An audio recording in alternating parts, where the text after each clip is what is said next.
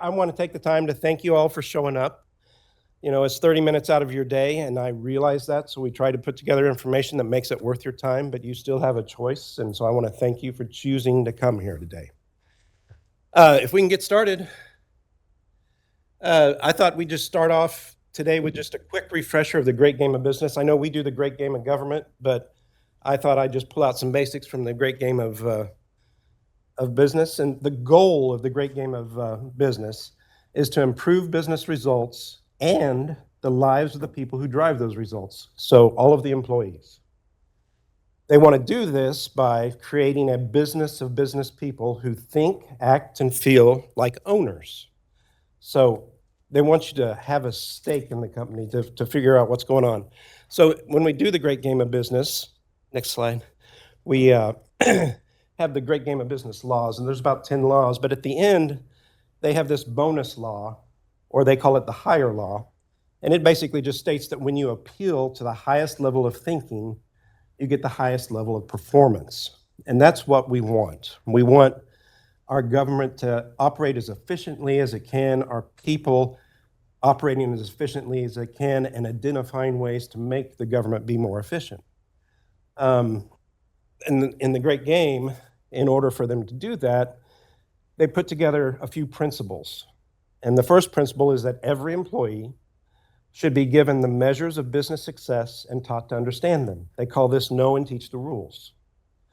And that consists of three main things: financial transparency and education, which with financial transparency, as a government entity, there's been a lot of work done to make us more transparent. The Auditor's Office and IAS, a few years back, worked very hard to where Eden, on a nightly basis, is updated on our website. So on our main website, you can just scroll down a little bit, you can see our financial transparency portal, and you can see what our posted numbers are and drill down into them anytime you want. Every employee, every person in the community. In addition to that, the budget office puts together documents and posts them out on our website with weekly monitoring. And so we show how we're doing against budget for all of our funds on a weekly basis. So there's a lot of transparency in the county. Education, that's what these huddles are. We want to make sure that everybody knows and understands the big picture of our little government here. And so we have our departmental educations where you learn more about what our departments do and how that affects and rolls up into things. And then we have the financial huddle once a month.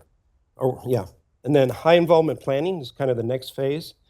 And that's basically when you build your plan or your budget, we want as many people involved in that process as possible because we want to harness the wisdom of the crowd. But we want to make sure the crowd is educated so that that wisdom is pretty good. The state of Missouri already has a pretty good budget process in that office holders and department heads all have a say and all have a right at the table. But what we're doing with the great game of business or government is that we want to make sure that the employees who are out on the front lines doing the work have an opportunity to maybe have input on that high involvement planning with the department heads and their office holders as that budget gets built. And so as a part of that, we're also very transparent with the budget. And on the budget webpage, there's multiple public meetings that we have. So employees have the ability to see that information and maybe provide input if they need to. And then the last part of that know and teach the rules is the critical number. And for that's always ended up being general revenue cash balance. Let's go ahead and, I've got a lot of slides and I don't want to shortchange the ending here.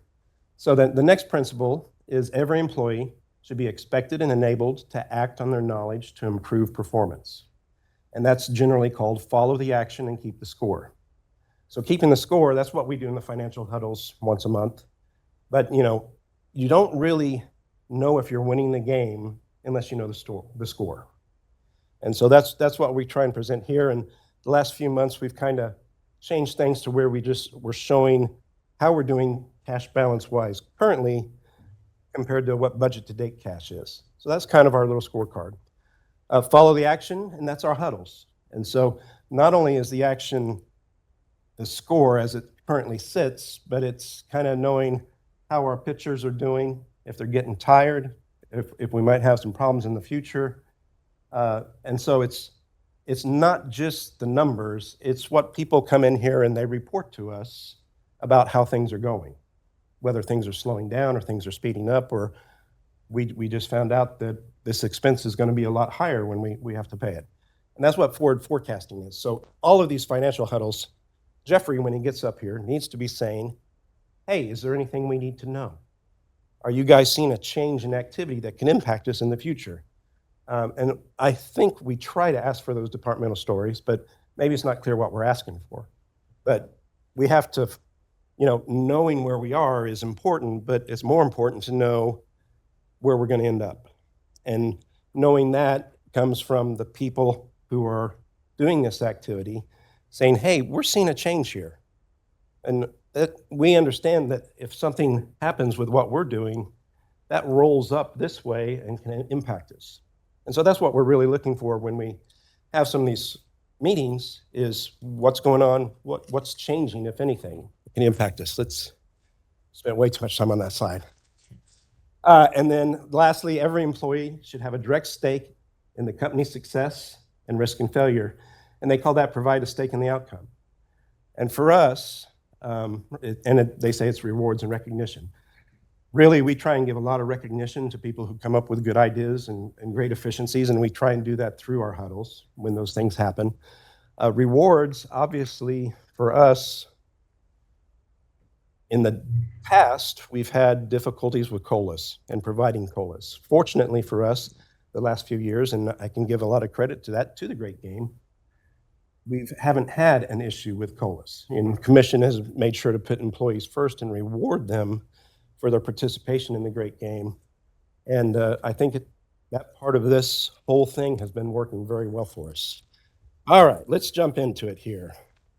So with our scorecard, wow, look at all those sheets. All right. That makes me feel better. So this is general revenue. And as you know, we've got the black line, which is the budgeted cash balance.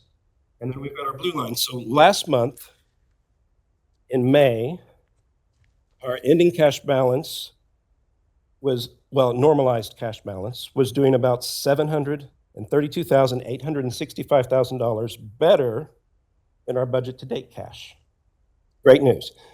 This month, we're doing about $593,675 better than cash balance. So we're still better. That's great.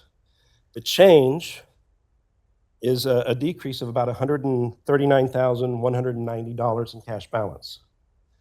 So how we got there, one of the items is revenue for federal board. That's about $521,541 less than budget to date this month than what it was last month. So we've got more budget to date roll in, and then our collections end up being about $521,000 less. Now there's a story on that, but I'm going to save that for the end. Okay, so don't get worried. And then the remainder of that is actually, because the difference was 139,000, and we just talked about 521,000. We actually offsetting that is additional jail savings in personnel of about $284,000. Let's go to the next one here. So for Road and Bridge, what the heck, right? That blue line jumping like that, that's a little unexpected. It's jumping at a much steeper angle than what the green line is. But in May, Road and Bridge was doing about $4,182,000 better than budget to date. Now, there's $6,524,000 better than budget to date. That's a $2,343,000 increase. I think that's just Crystal being Crystal. She's here, I had to pick on her. Now, really what's happened, contract paving had enough spending to take it out of being normalized. So our normalized balances, if you're running 3 months behind or 3 months ahead, we end up normalizing that to match up with time period. Well, we analyze it to see if it should be normalized, and then we do it. So we had been normalizing contract paving. Well, now contract paving's had enough expenditures that it's within a quarter's worth. And so they ended up getting savings on contract paving about $1,381,000 just because it fell out of being normalized. And then the other items, new road construction and bridge replacement, the spending on that is occurring, but it's occurring less than what we add on a monthly basis for about $749,000.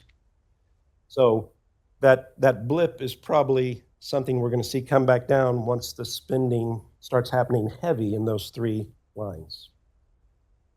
But it's kind of a surprising jump, but can't argue with them being $6.5 million better than the budget to date. Let's go to the next one. This is the assessment fund. This fund here, in my opinion, is probably the best fund because it's so close to fund. No surprises, no changes, but last month we're about $102,000 better, and I like the reaction. That's great. We are $102,000 better than budget to date. This month we're about $10,000 under budget to date, and this is another story of the normalized balances. The change in computer maintenance, software, hardware spending changed by about $110,000.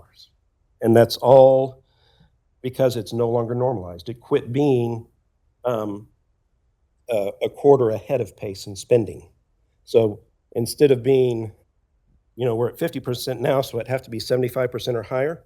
It's at 73%. So it just fell under that to where we're not normalizing it anymore. And so that larger balance of $110,000 ended up getting put into the financials instead of pushed off in a normalized manner. So it's not a change in the actual spending, it's a change in the normalized balance that put us at that $10,000 under balance. But we're just streaming right along with budgets today, just like we're supposed to. That takes us to law enforcement sales tax. And in this one, in May, we were about $50,000 better.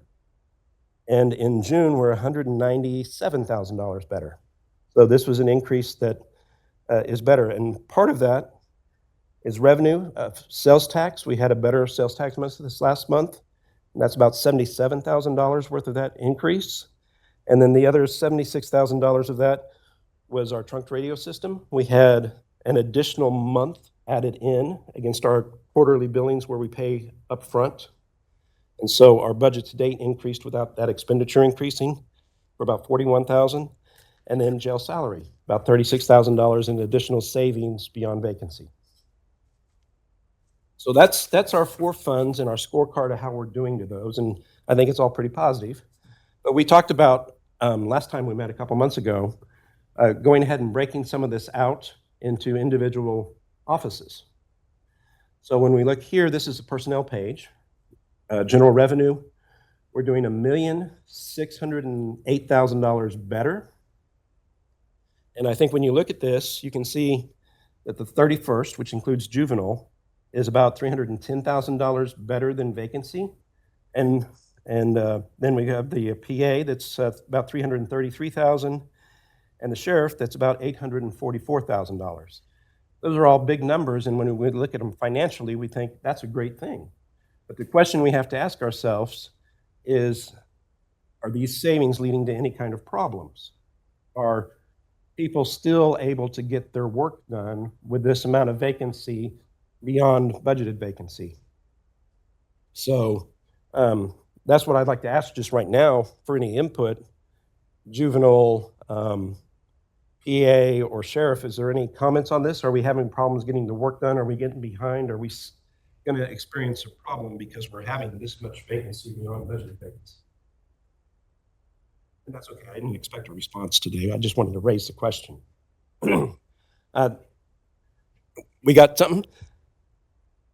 Good.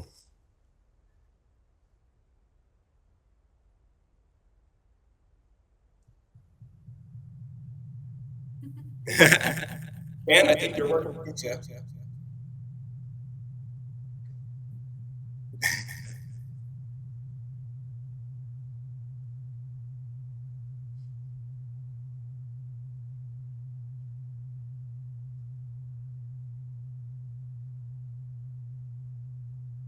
Well, we're waiting on Dan. When we see Road and Bridge, it's the same thing. They have 800. You got Dan? Can you hear me? Yes, sir. I couldn't unmute myself for a minute. So yeah, the savings are great for the budget, but not so great for the office.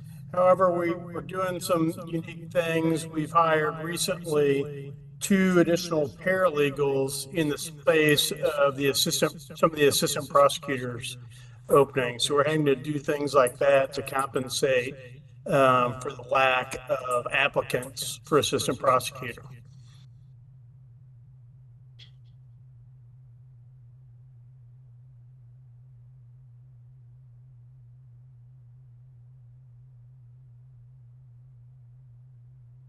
Budget so that we don't experience any of these problems or issues. Thank you, Dan. That takes us to Road and Bridge, $870,000 more in savings and personnel than budgeted vacancy. Are you guys having some of the same issues, Crystal? We're down almost 30 employees right now, let alone on that's full-time. On our seasonal side, we're down about that many as well. And where it really, it hurts us on each crew because we're down that many people. But where we're really seeing it right now is on our brush crew. We don't have a brush crew at all anymore. So last year we had this same problem. We went out and we got a contract for tree trimming services. Yep. And so we hired 2 tree trimming companies that have come out and they've been hitting some certain areas for us. And so we had that in the budget again this year, and we have maxed out on that contract already. Wow. And the vegetation continues to grow. So. And the assessor's office, yeah, you guys have about 123,000 more in vacancy than excess vacancy. Are you guys finding ways to cope, or? Yeah, and some of that too, we had a lot of senior employees retire during this year, so the new hires come in at a lower step. Right? Yep. Difference there. And so, but as for the vacancies, getting through, we have some contract help that's filling in the gaps for us right now. We're still out there trying to hire them. See, and that's really what we're talking about here. The numbers can tell you only so much. We have to have the wisdom of the crowd and the stories to tell us a little bit more. So what we hear from Crystal is one thing. Brent has a different story in that as opposed to the work not happening, they're getting the work happening, but some of that is retirement of older employees paid more. And then that takes us to LEST, which is about $168,000 better on personnel. Yeah, Mike? Oh, great. Let's hear it.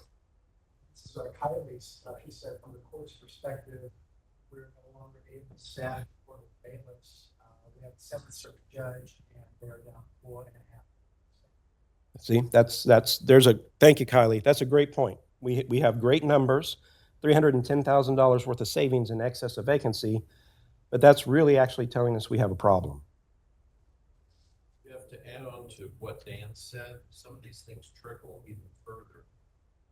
We don't have as many young people going to law school. It's hard to hire APAs to not be prosecuted. Therefore, if charges are not filed, we're also seeing savings in jail because they're not being incarcerated waiting trial. So your point about the numbers is absolutely right. And we see it in other things. So we really have to look at it. Yep, absolutely. Let's run to the next slide. I keep staring at the clock and I'm like, oh my gosh. Capital, here we go. So with capital, it's a little bit different story in that spending can happen anytime throughout the year to take care of that capital, and we're seeing that in some of these situations. So with GR, capital spending is about $511,000 ahead of pace. So we're halfway through the year. We'd expect to see about $810,000 worth of spending, but we already have $1,320,000. But when you look at this, the largest spending is in commission, and that's $1,205,000. The budget for commission is $1,481,000. So even though we're ahead of pace, we're still below budget, and we anticipate to remain below budget by the end of the year. So capital has to kind of be separated out when we look at it on a budget to date kind of basis. We'll also see there's an instance with the prosecuting attorney. They're $11,000 ahead of budget, their spending's $12,000 and their budget's only $2,000. We know that we're expecting some sort of budget adjustment because that's going to end up being reimbursed by ARPA dollars. The same with the sheriff's office. They got some additional grants that wasn't in the budget. So they're spending a $47,400 to a budget of $12,800. Means we need a budget adjustment for those capital expenditures. Road and Bridge, you know, the budget to date $7,328,000. They've only spent $3 million. I think it's the Crystal effect. When you guys order capital items, it's a longer turnaround time, right? So you might have gotten all your orders in. It's just you've only had $3 million worth of equipment come through the door to be able to pay. Yep. Assessor's office, they've spent $6,000 out of $79,000 in their budget. Rent's just, you know, holding back. Yeah, we got a few more things coming up. Yep. LEST, we're doing $31,000 better than budget to date on spending there. All right, let's get to operations. So last time we met a couple months ago, I said we would look at the difference between our smaller budget balance accounts and our larger. So I don't know that it's told me much when I look at this, but sometimes it doesn't hurt to look. So these are all the accounts where the budget is less than $100,000. And so when we look at general revenue, our spending, and so none of these are normalized because by definition, we're only normalizing accounts 100,000 or more. We're worse. We've spent $517,000 more in our less than $100,000 GR accounts than what budget to date is. So we've spent $2,600,000 versus $2,094,000 budget to date. And you can mainly see this happening in 31st Juvenile, Commission, and the Sheriff's. So those smaller account balance accounts seem to get hit on a little heavier by those three offices earlier in the year. As opposed to when you look at the collector and the county clerk, their spending is far less than pace in the smaller balance accounts. Road and Bridge, they're $158,000 less than pace on the smaller accounts. Assessor's office, $138,000 less than pace on the smaller balance accounts. And LEST spending's about $9,000 more than pace. So that's just the smaller operations. When we go back to the larger operations, when we look at GR, all of a sudden we have $3,433,000 less spending than budget to date. And the majority of that you can see is in commission spending at $3,106,000.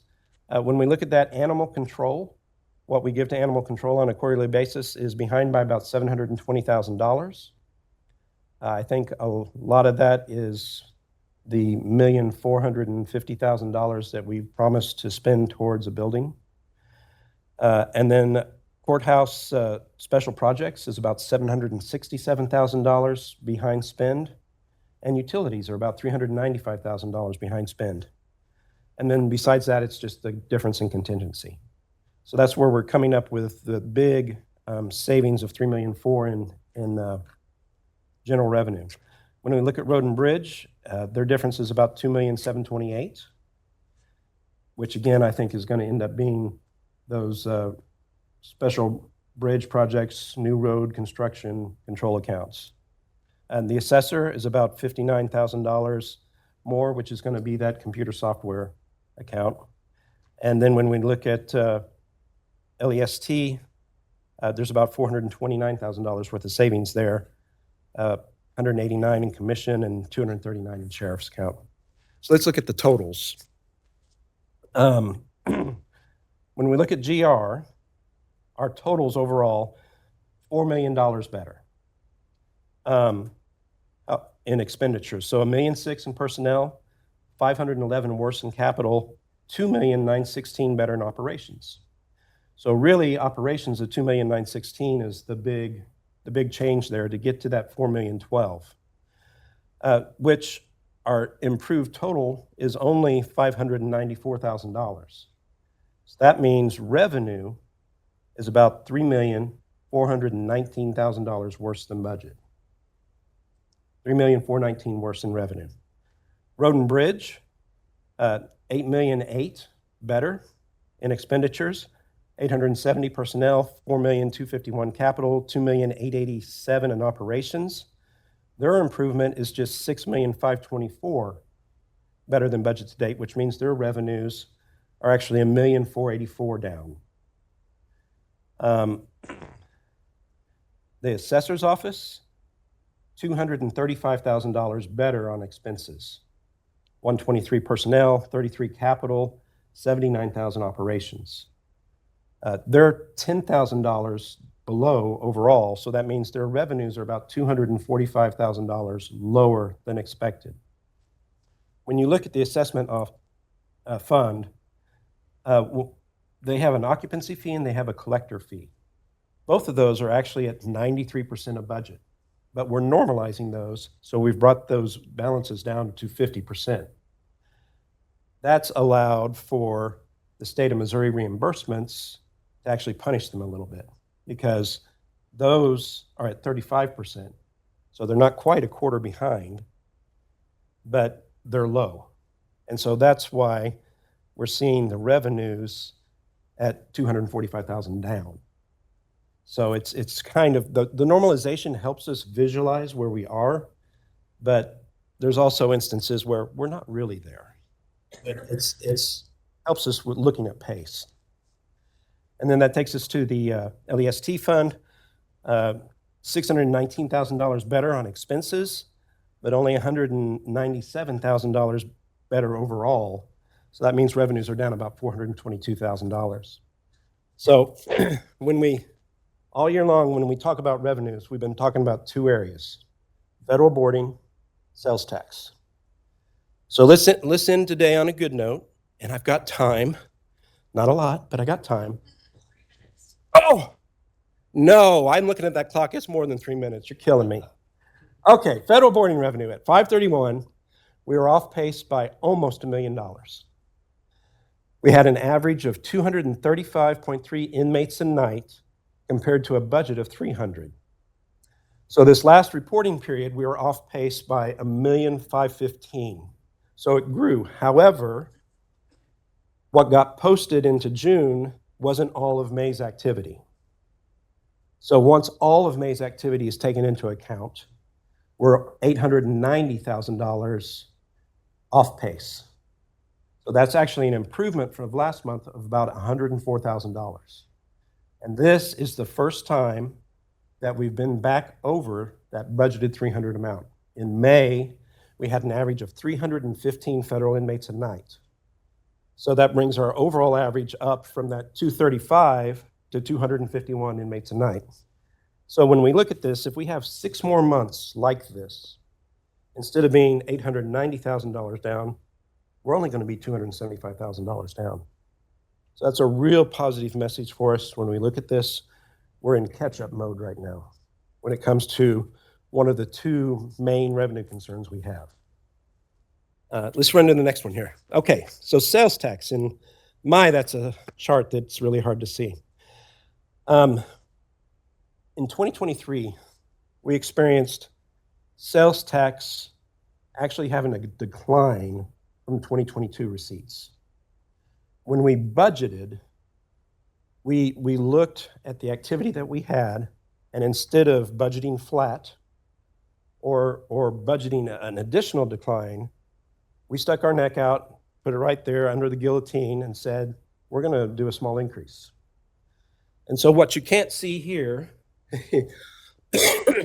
is in August of 2023, you can see the blue 3-month line that's more volatile, that is kind of an indicator line for us, and the green 1-year line that is kind of the actual average line that tells us where we are. That in August of 2023, we have diverging colors. There's a dark blue and a dark green, and that dark blue and dark green is what we projected. And what we did is we went back in the time and we found a similar period, a similar pattern, and we took those changes and we applied them going forward. And that's how we built our budget. And, it's really hard to see. Let's just run to the next slide. There were some things to point out there, but it might be easier on this. So we've taken that activity August forward, and we've just expanded it to where it's a little easier to see. So the dark green and the dark blue is what we budgeted. The light green and the light blue is the actual activity. So what we budgeted and the actual activity are actually pretty similar in shape, but the past period that we took was more compressed, and when we projected that forward, it stayed a little bit more compressed, and the actual activity, the chart was bigger. So the actual activity, the declines have been a little bit more sharper than what we saw. However, so like right now, the difference at the low point in April is about 1.69% between budgeted and actual on the 3-month line. And we're about 2% apart on the 1-year line. But the good thing for us that we see here is that when we projected a low, it was in April. And in actuality, that low has still occurred in April. And we've seen that blue line, which is our indicator line, start to creep up in about the same fashion that it did in our budget. We're just starting a little lower. So for us, we stuck our neck out when we showed sales tax growth, but in all actuality, we knew we would be behind in sales tax through at least April. We were projecting April to be our low point in that 20 months of downward growth activity in sales tax. And fortunately for us, when we projected April as a low, that growth now is beginning to turn. And we've been seeing that in the last couple months. And to be honest, the decline, we showed it at a slower rate. Hopefully we're showing the increase at a slower rate. And by the time we end this, hopefully these patterns stay and they continue to go the same with budget, and we could very easily end up at our budgeted figure. So even though right now we're showing a pretty high change in federal revenue, and we're showing a pretty high difference in sales tax, by the end of this year, with what we're seeing, those could be pretty small. And then we still have the savings that we're following in our expenditures. Some of those savings good, some of those savings up to interpretation, whether they're good or not. So that's where we're sitting right now. I look at the clock, and to me, it doesn't look like it's on the 9 yet, but I'm telling you that we're over. So thank you all for coming and listening. Thank you for choosing to spend your time with the Huddle today. Appreciate it.